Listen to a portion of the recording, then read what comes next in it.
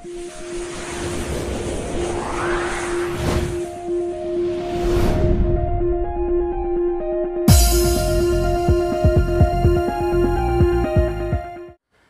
Morning to everyone. तो आप लोग कैसे हैं? आई होप कि आप लोग बहुत ही अच्छे होंगे।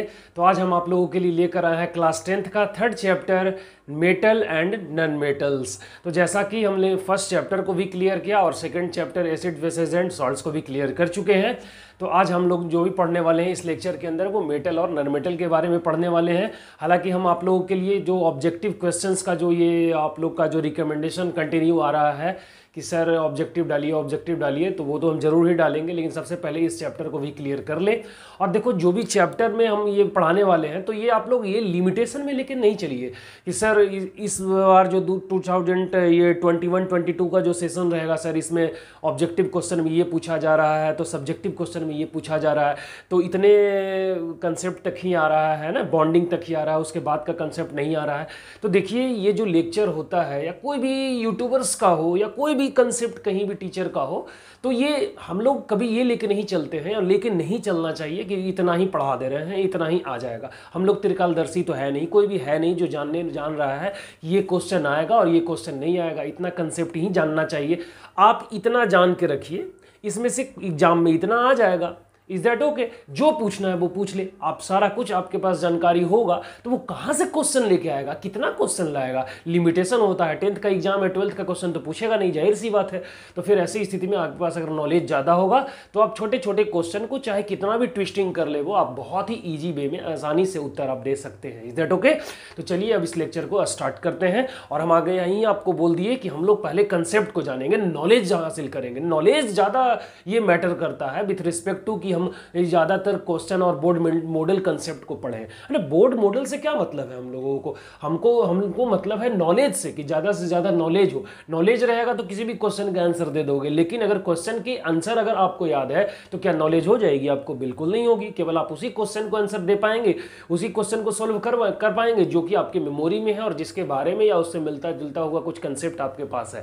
लेकिन अगर नॉलेज ज़्यादा है, आपके पास सारी चीज़ें मालूम है, आपको deep knowledge, conceptual concept clear है, तो ऐसी स्थिति में किसी भी टाइप का क्वेश्चन पूछा जाएगा तो आप बखूबी बहुत ही सटीक और बहुत अच्छे तरीके से आप उसका आंसर दे सकते हैं। Is that okay?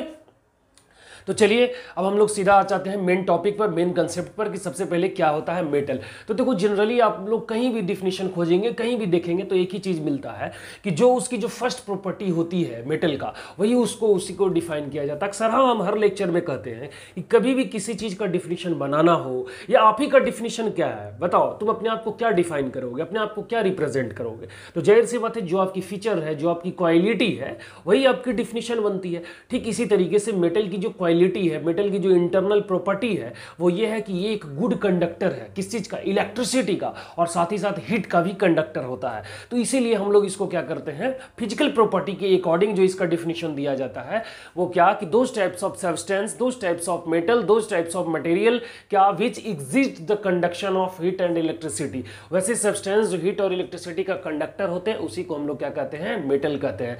और साथ ही साथ आप कुछ और भी इसमें टच कर सकते हैं कि metals are those substance having shiny surface as well as good conductor of heat and electricity, then it is said to be metal। देखो कंसेप्ट क्लियर होना चाहिए। मेन चीज है कि कंडक्टिविटी शो करती है किस चीज का, हीट और इलेक्ट्रिसिटी का। अब इसको बेस बना करके, ये मोटिव बना करके, और तुम कई तरीके से इसको डिफाइन कर सकते हो। जैसे एज ए एग्जांपल क्या हो सकता है मेटल का, तो आपको भी मालूम है, कॉपर हो सकता है, एल्यूमिनियम हो सकता है, जिंक हो सकता है, सोडियम हो सकता है, पोटेशियम हो सकता है, कैल्शियम हो सकता है।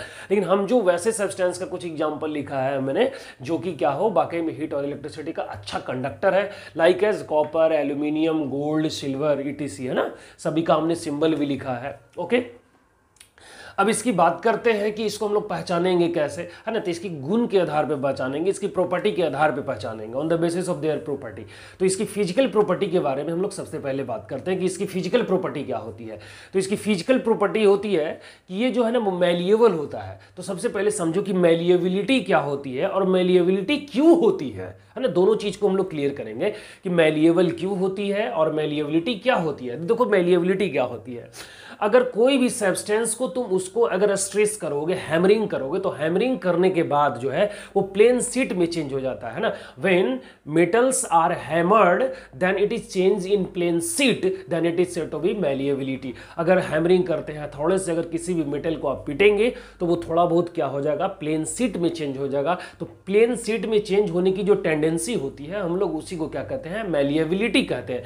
तो मैलिएबिलिटी होती क्यों है, मेन रीजन ये है। चलिए हम लोग उसको आगे देखते हैं, फिलहाल ये समझे कि मैलिएबिलिटी होती है। अब इसका एग्जांपल जैसे क्या देख सकते हैं कि जब कभी भी आप मिठाई की दुकान में जाएंगे तो देखेंगे कि जो कुछ स्वीट्स जैसे मिठाइयाँ, जैसे कि वहाँ है रसगुल्ला है या फिर काजू कतली या कोई भी चीज़, अब मिठाई का नाम क्या लेना, तुमसे ज़्यादा कौन जानता है मिठाई के बारे में।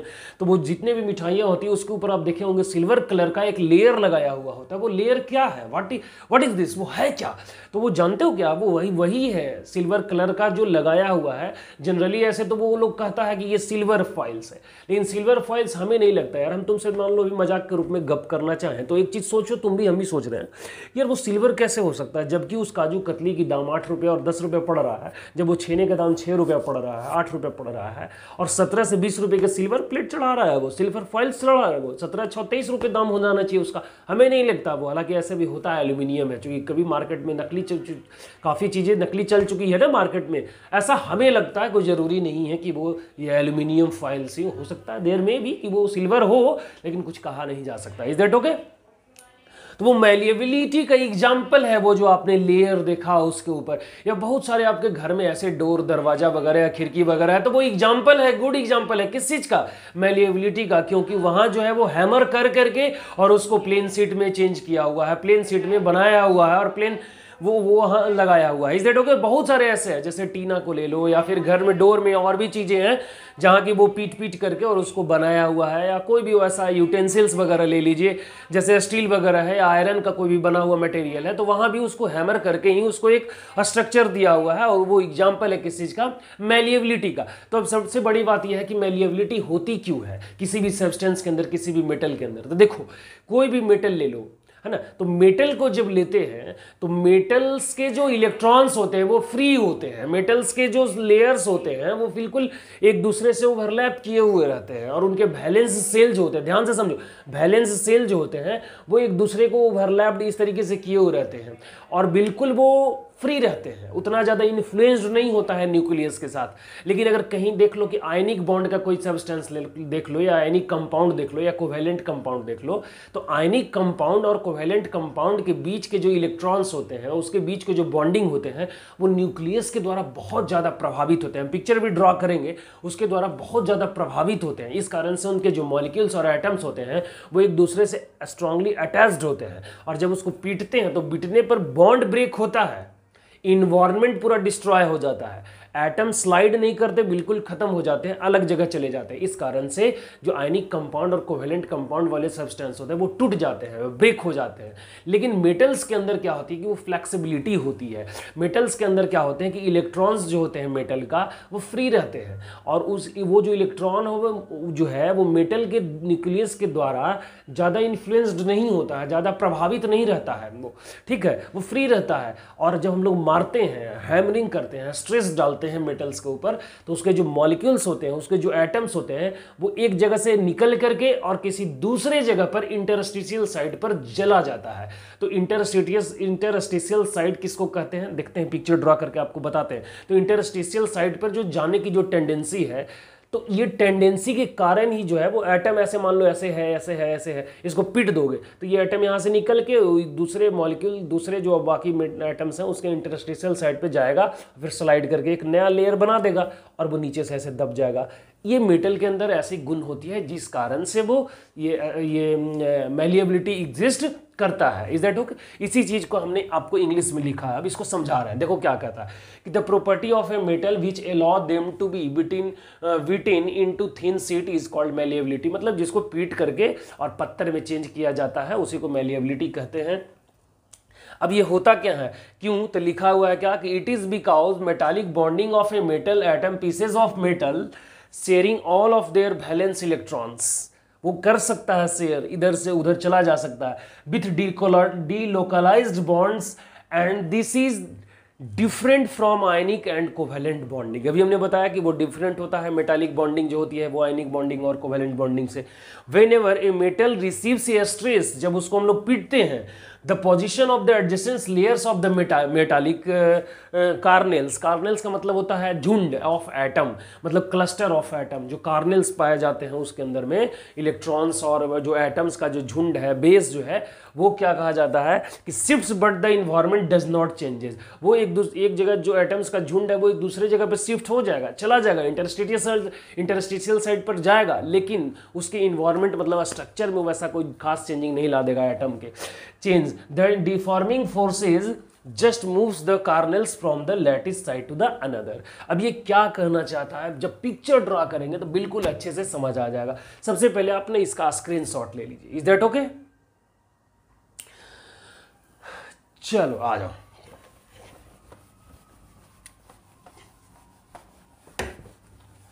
सबसे पहले क्या करेंगे हम कि मेटल्स के जो है वो एक मेटल का ना इमेजिनेशन करेंगे कि मान लो ये एक मेटल है, ठीक है। अब देख लो, ये मान लो कि ये एक मेटल रॉड है, ठीक है। अब ये मेटल रॉड है, इस मेटल रॉड के ये मॉलिक्यूल्स हैं, थोड़ा बड़ा है ना, ऐसे बनाते हैं, ये मेटल रॉड के मॉलिक्यूल है, ठीक है। अब ये लेयर हो गया, फर्स्ट लेयर, सेकंड लेयर और थर्ड लेयर, फर्स्ट है ना, और ये सेकंड लेयर, ऐसे। अभी आप क्या किए कि आप इसको ऊपर से ऐसे फोर्स दिए ना, स्ट्रेस दिए, पीट दिए इसको, आप हैमरिंग किए। तो हैमरिंग करते हैं तो ये क्या होता है कि खुद ही से, देखो ध्यान दो, खुद ही से ये जो है वो यहाँ लग जाएगा। ये यहाँ अगर इसके ऊपर लगा तो ये एटम खुद ही से निकल के और इस जगह पे आ जाएगा, ऐसे, यहाँ ऐसे, ये एटम यहाँ, ये एटम यहाँ। तो ये जो इस एटम का यहाँ से निकलना और ये दोनों और ये दोनों के बीच वाला ये वाला पार्ट को ही इंटरस्टिशियल साइड कहते हैं, इंटरस्टिशियल साइड। अब ये दोनों के बीच में देखो यहाँ आ गया, फिर ये दोनों के बीच में यहाँ आ गया, फिर ये दोनों के बीच में ये यहाँ आ गया। फिर से इसको जब पीट दोगे तो ये क्या होगा कि सारा एटम स्लाइड कर जाएगा और ये यहाँ निकल के यहाँ आ जाएगा और ये निकल के यहाँ चला जाएगा और ये पतला हो जाएगा। और इसको पीटो, सारे मॉलिक्यूल्स एक जगह पे ऐसे एडजस्ट हो जाएंगे और बिल्कुल पतला सा एक लेयर मिल जाएगा आपको। समझ में आ रहा है? तो एटम्स मेटल्स के अंदर इंटरस्टिशियल साइड पे जाने की टेंडेंसी रखते हैं, दो मॉलिक्यूल्स के बीच में जाने की टेंडेंसी रखते हैं। उसी कारण से मैलिएबिलिटी होती है, वो पतला हो जाएगा, टूटेगा नहीं, बल्कि वहाँ से वहाँ स्लाइड करते करते एक लेयर से एक लेयर स्लाइड करके दूसरे लेयर पर, दूसरे लेयर स्लाइड करके तीसरे लेयर पर, फिर सारे आइटम्स एक साइड में ऐसे जाने की जो गुण रखता है उसी को मैलिएबिलिटी कहते हैं, इसी को मैलिएबिलिटी कहते हैं। Is that okay? चलो डक्टाइल की बात कर ले। डक्टिलिटी क्या होती है? सेकंड प्रॉपर्टी है। First property malleability, ductility same concept यहां भी है। डक्टिलिटी क्या होती है कि मेटल्स हैविंग चेंज इनटू क्या, थिन वायर, मतलब कि जिसको कि हम लोग क्या कर रहे बाबू, खींच करके और मेटल्स कैन ड्रॉन इनटू लिख लेते हैं, can drawn into thin wire, है ना, इनटू थिन वायर।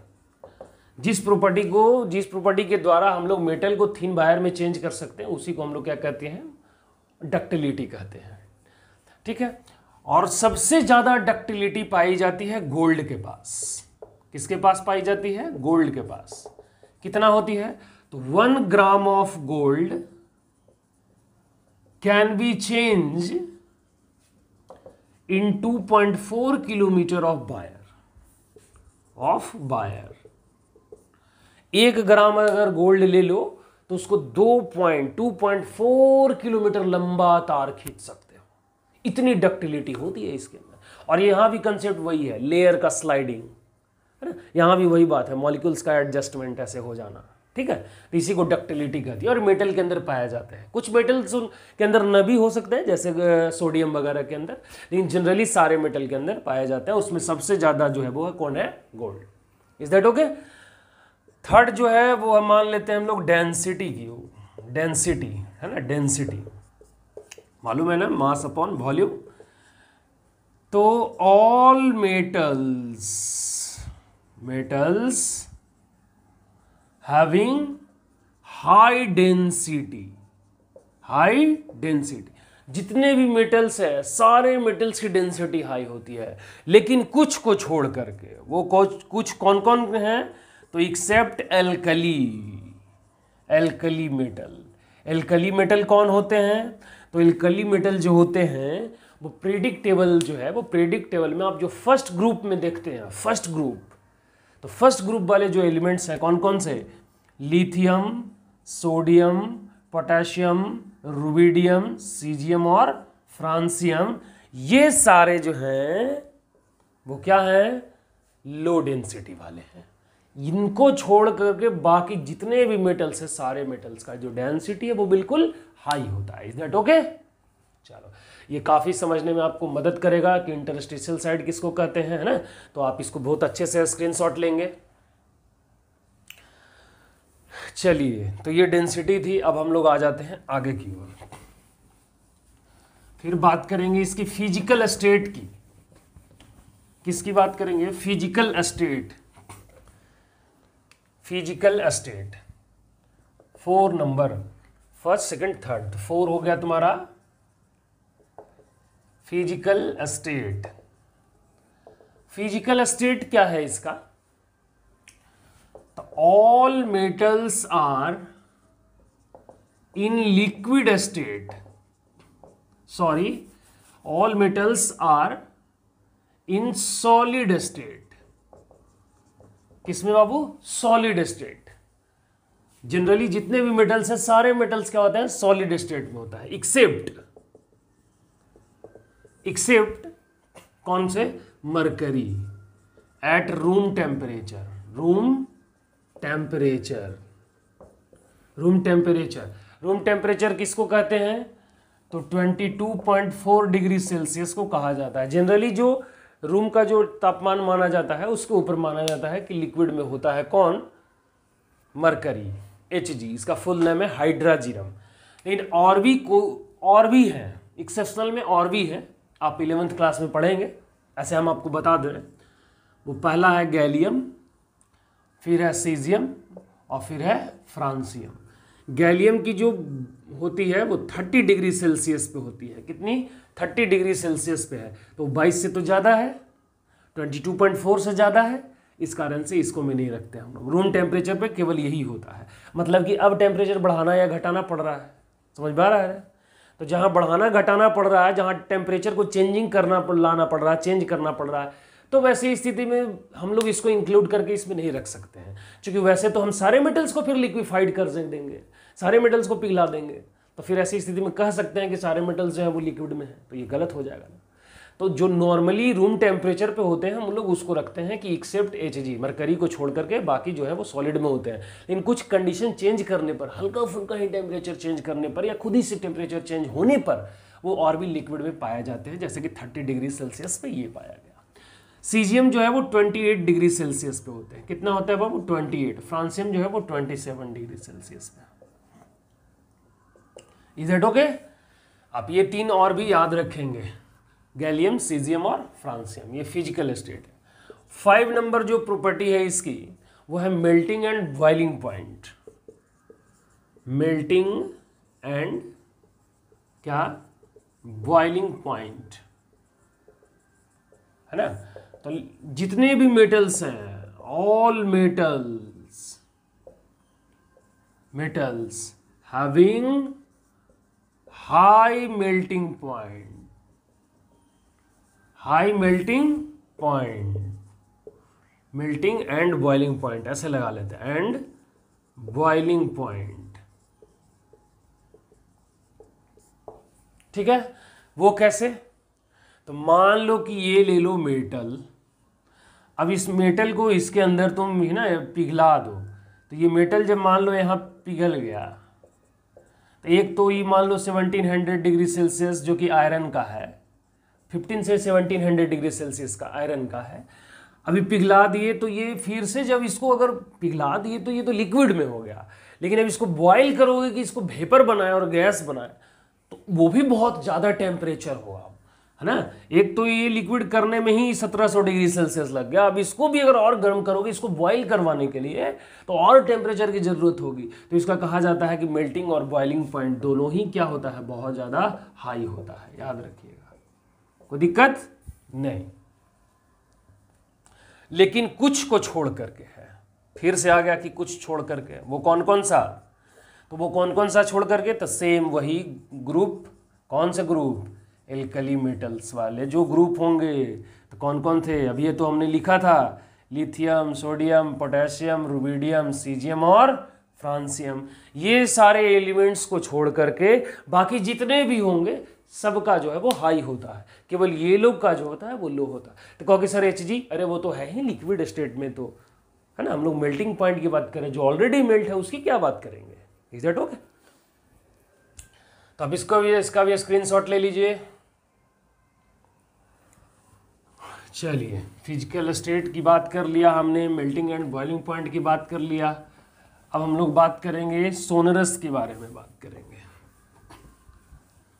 है ना। किसकी बात करेंगे, सोनरस। ये कितना नंबर है, 6 नंबर। सोनोरस क्या होता है, ऑल मेटल्स हैविंग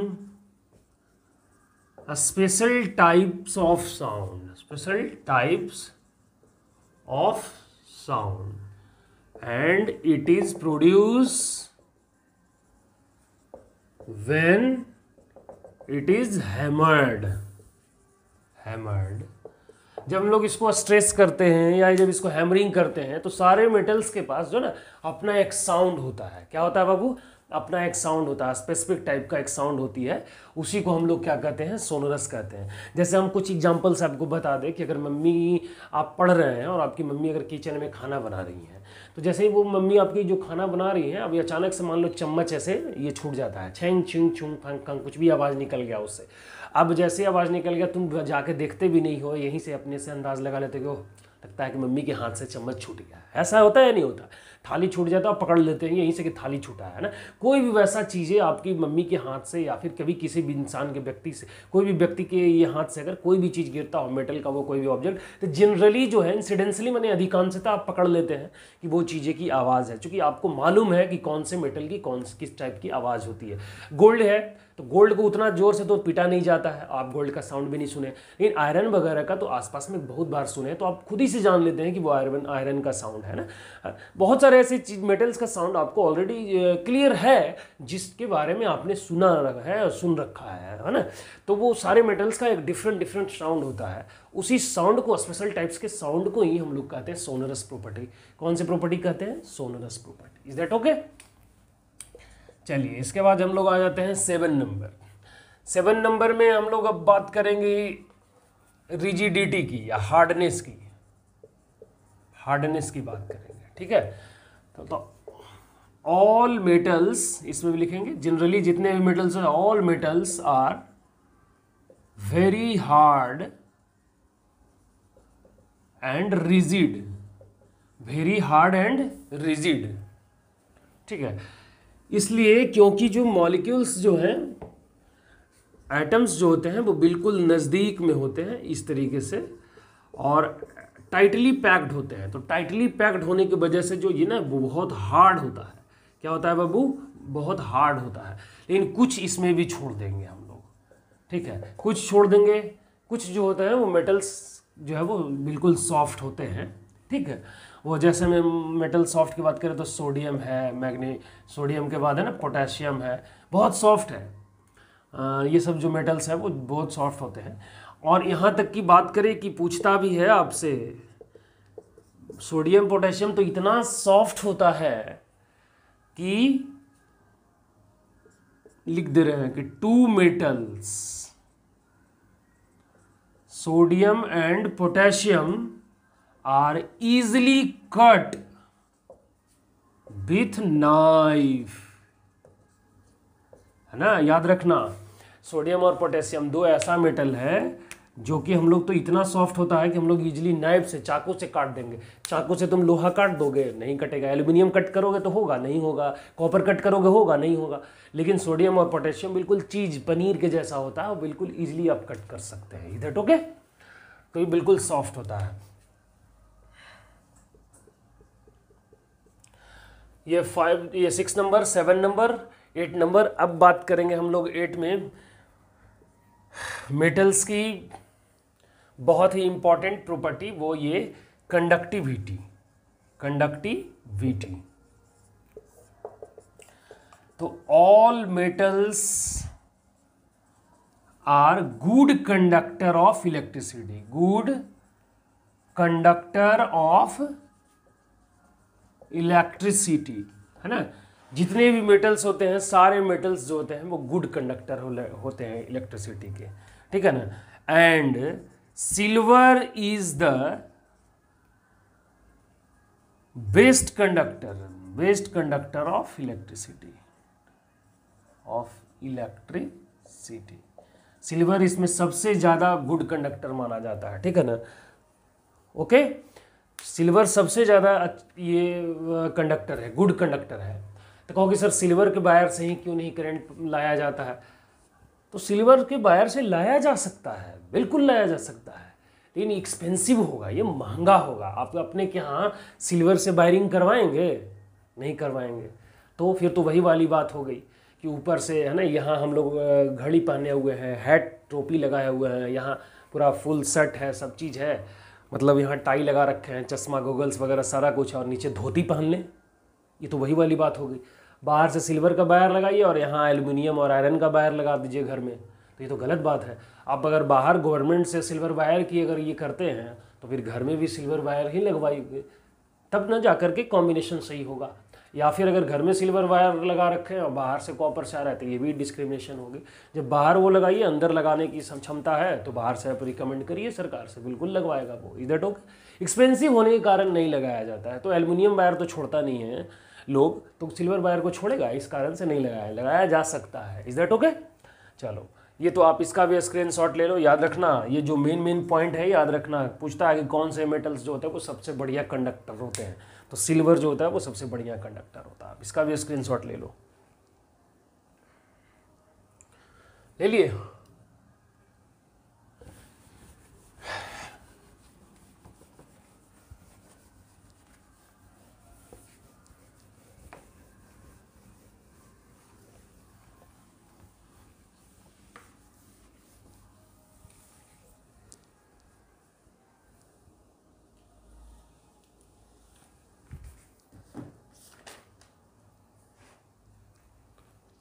लस्टर,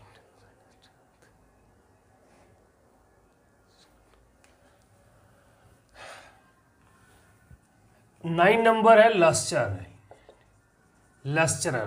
लस्टर्स क्या होता है?